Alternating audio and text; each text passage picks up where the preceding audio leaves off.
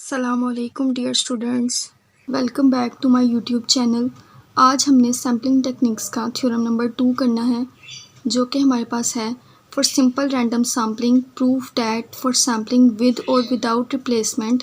यानी इस थ्योरम के भी दो पार्ट्स होंगे, एक विद रिप्लेसमेंट और एक without replacement. Variance of y bar is equals to n minus n over capital N into S square over small n।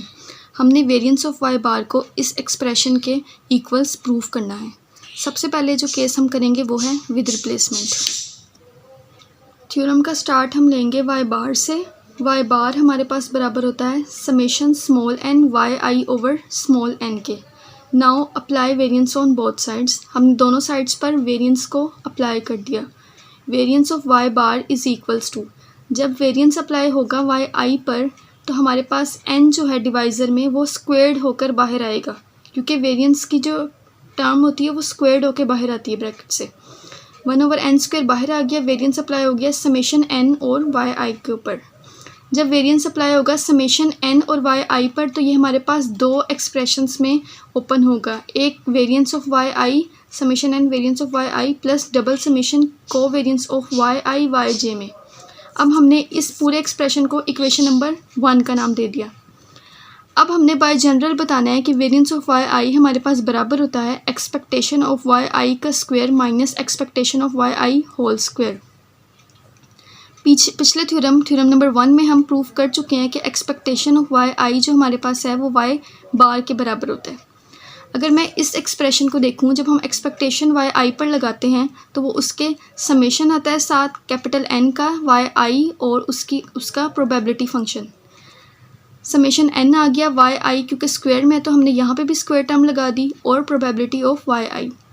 क्योंकि हम विद रिप्लेसमेंट केस पढ़ रहे हैं तो जब हमने थ्योरम नंबर 1 किया था तो विद रिप्लेसमेंट केस में प्रोबेबिलिटी ऑफ वाई आई हमारे पास 1/N के बराबर थी, तो हमने इसकी जगह इसका एक्सप्रेशन लिख दिया। एक्सपेक्टेशन जब हम वाई आई पे अप्लाई करेंगे तो वो हमारे पास कैपिटल वाई बार के इक्वल आएगी, तो इसकी जगह हमने वाई बार लिख दिया और उसका स्क्वायर लिख दिया। अब हमने इस एक्सप्रेशन में से 1/n को कॉमन ले लिया।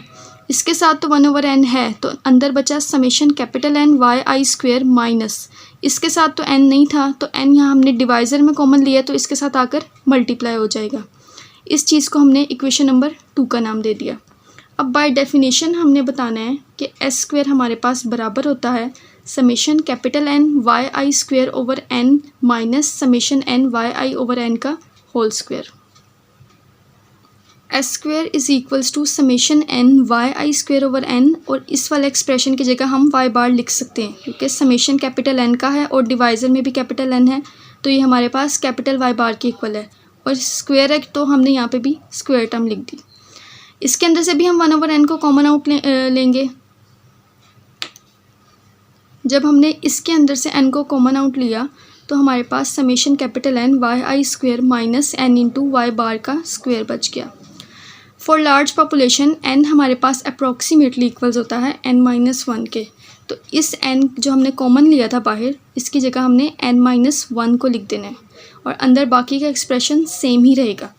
अब n इधर डिवाइड हो रहा है तो इधर एस स्क्वायर के साथ आकर मल्टीप्लाई हो जाएगा। अगर हम देखें तो इक्वेशन नंबर 2 में हमारे पास सेम यही एक्सप्रेशन था समेशन n वाई आई square minus n into y bar का स्क्वायर, और यहाँ पे भी हमारे पास सेम एक्सप्रेशन है, तो हम इस एक्सप्रेशन की जगह इस चीज़ को इक्वेशन नंबर 2 के अंदर पुट कर सकते हैं। Now equation 2 becomes variance of Y I is equals to 1/n as it is और n-1 एस स्क्वायर हमने एक्सप्रेशन की जगह पुट कर दिया।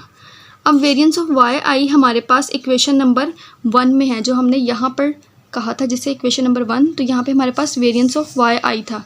अब हमारे पास वेरिएंस ऑफ वाई आई की वैल्यू आ चुकी है 1/n n-1 into S square.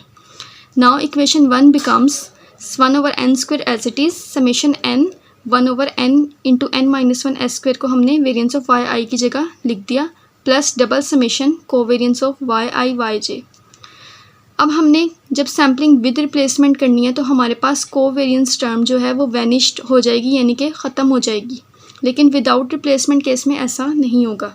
तो पीछे हमारे पास बचा variance of Y bar is equals to 1/n square summation n ये n-1 इस 1 से मल्टीप्लाई हो गया, तो यहाँ पे n-1 आ गया divided by capital N into S का स्क्वायर।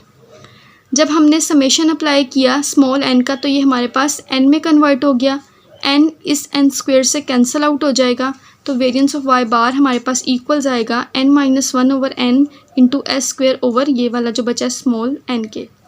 यही एक्सप्रेशन हमने वेरिएंस ऑफ y बार के इक्वल प्रूव करना था, तो हम नीचे लिख देंगे हैंस प्रूव्ड।